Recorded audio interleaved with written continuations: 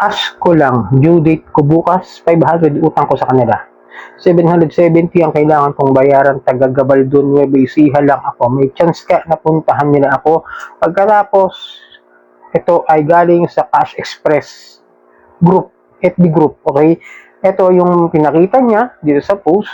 Ang nakalagay dito, Cash Express Credit Corporation, status suspended. So, ito kaya ito na si Cash Express suspendido raw ayon sa nag-post. So, ating talakayin at talangin kung ano ba yung katotohanan dito sa ipinost niya at kung ano ba talaga yung status ni Cash Express. Okay? Pero bago lahat, maglalambing ako na pakisuportahan ko ang aking mga social media account, ang Facebook, TikTok at ang aking YouTube channel. At kung nakatulong sa inyo ang video ito, malaking tulong po yung simple yung pag-like, malaking tulong po yung simple yung pag-share. At para update sa mga usapan ko ni Neding, pakihit lang po notification bell. Disclaimer, hindi po ako nang hihikayat na mangutang kayo dito sa mga Neding. Ako po ay nagbibigay lang po ng payo, gabay at patnubay kung paano nyo haharapin ng mga suliranin na ginagawang paglabag sa abusive and fair debt collection practices ng mga ola. At hindi po ako nangungonsinti na huwag magbayad ng utang. At hindi rin po ako abogado. Ako po ay simpleng mamamayan na kagaya ninyo. Nagre-report lang din po ng mga abusive and fair debt collection practices ng mga ola. Okay? So yun nga, na medyo kinabahan ka ng maigi dahil sa 500 niyang utang ay kailangan daw niyang bayaran ng 770 at taga Nueva Ecija. At yung address din nung Cash Express dito ay Nueva Ecija rin. So, kinabahan siya, no? Na baka puntahan siya doon sa kanyang bahay. No? Hindi nawin ko naman, 500 yung utang mo, 770. Medyo malabo. Pupuntahan pa kayo ni Cash Express dyan, no? Yung sa bahay mo na sabi mo 500 ang yung utang mo. Ewan ko, if that is, kasi most of the time, si Cash Express nagpupunta dito sa NCR, mostly lang ha. Kasi itong si Cash Express is nag-home visit po talaga. But only, pagkakalam ko is NCR or Metro Manila area, or sabihin medyo malapit nakarating lugar o probinsya dito sa NCR. Pero, yung Cash Express Credit Corporation na sinasabi mo is suspended, no? Kasi pagka kayo po nagse-search, para mas malinaw lang sa inyong kalaman, hindi yung agad-agad dyan. Kasi pag sinerch nyo sa SEC apps, no?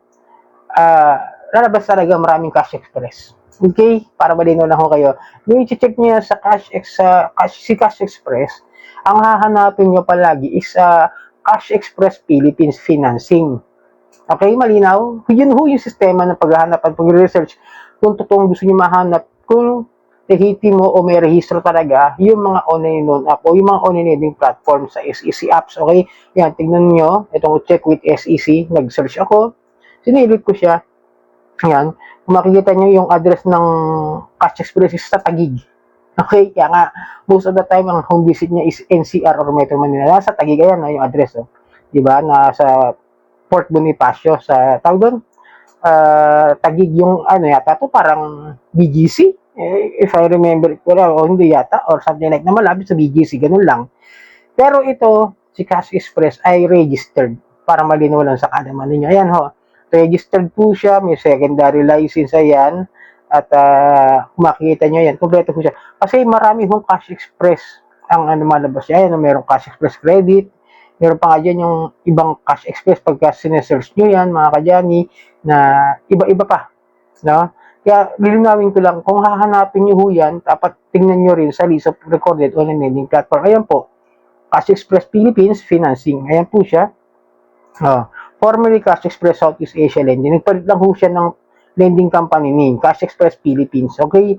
Para malinaw ho sa kaalaman ninyo na si Cash Express ay hindi suspendido. Para malinaw rin ho, sana panoorin niyo mabuti itong video ito kasi hindi ho natin sinisiraan o naninira ng mga online app. Sinasabi ko lang ho kasi marami ho nagpo-post ng mga ganyang klase ng mga info o mga research nila na hindi man lang nagbibigay ng tamang informative na sources o research. Kasi kung magpo-post ho kayo ng ganyan, kakalat yan, nasasabihin niya, uy, suspendido pala ito si Cash Express. Huwag nating bayaran most of the time. Siyempre, ang gagawin ng ibang mga tao, most of the time, ginagawa dyan, hindi na babayaran if ina-farm na. Well, against ako sa farming, ako ho kasi pag may utang ho talaga, binabayaran ko kahit yung kapital kung ito ho ay illegal. Yun lang ho ginagawa ko, pero pinapahirapan ko rin. Then, I will file formal complaint pa rin sa PNP, sa NBI at sa PAO. Okay, ganun po yung sistema ko pag ako ay nakakarans ng mga ganyang klase ng mga pautangan na illegal. Pero si Cash Express, lilinawin ko ha, hindi ho suspendido. Ganun ho. Okay? Baka kasi magkalat dyan sa mga ibang FB groups. So, suspendido pala si Cash Express. Huwag nating bayaran. Hindi ho. At saka wala pong abiso talaga ang SEC sa kanilang Facebook page na suspendido ang Cash Express. Wala akong malinaw na batayan. Parang ang tinignan ko lang yung aspeto niya, is siguro, yun lang yung una niyang nakita, kaya yun nakagad ang expect na akala niya siguro is walang lisensya or something na may problema talaga itong si Cash Express. Linawin ko lang hindi Then, ito naman ang problema niya kasi kay Cash Express. Linawin ko, dami talagang may issue talaga dito kay Cash Express. Tignan niyo muna kasi yung utangin niyo sa kanya. Kasi most of the time talagang malaki ho yung charges na pinapataw ng Cash Express sa mga utang natin. No? Kasi ako, may experience, no? Ako, nasubukan ko. Hindi ko naman sinasadyang hindi mabayaran yung utang ko sa kanya. Okay, malinaw? Nagkataon ho talaga na wala na ho akong passive income dito sa aking YouTube o sa mga social media ko. Almost wala talaga sinasahod ng mga social media ko. Baka akala nyo mayaman ako. Hindi.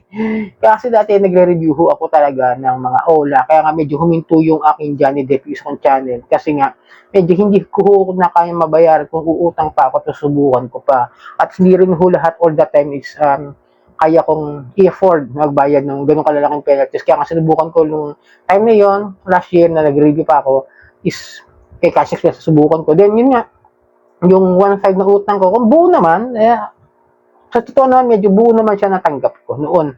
But, fortunately, for 6 months payment, partial payment, isaabot talaga siya ng nasa 4,000. Kulang-kulang 4,000. No? Siguro, estimate mga nasa 3.5 or 3.7. Something like that yung babayaran ko ng kabuuan doon sa Cash Express once nabayaran mo siya ng partial payment monthly.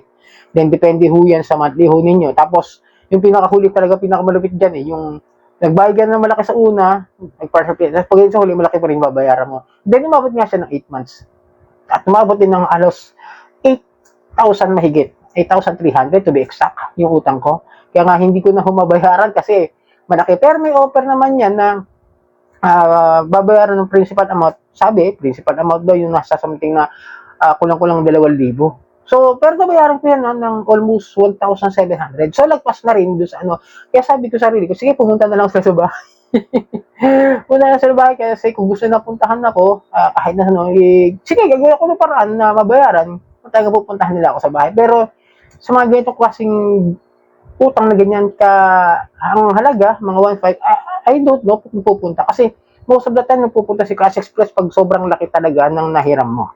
Sabi niya, tinagpasaban na 5,000, mahigit na ganyan. Tansya ko, yan na lang time na nagpupunta sila. Tsaka pag hindi nababayaran talaga, as in, walang hulog yung nahiram mong pera sa Cash Express. Okay, malinaw hindi suspendido si Cash Express.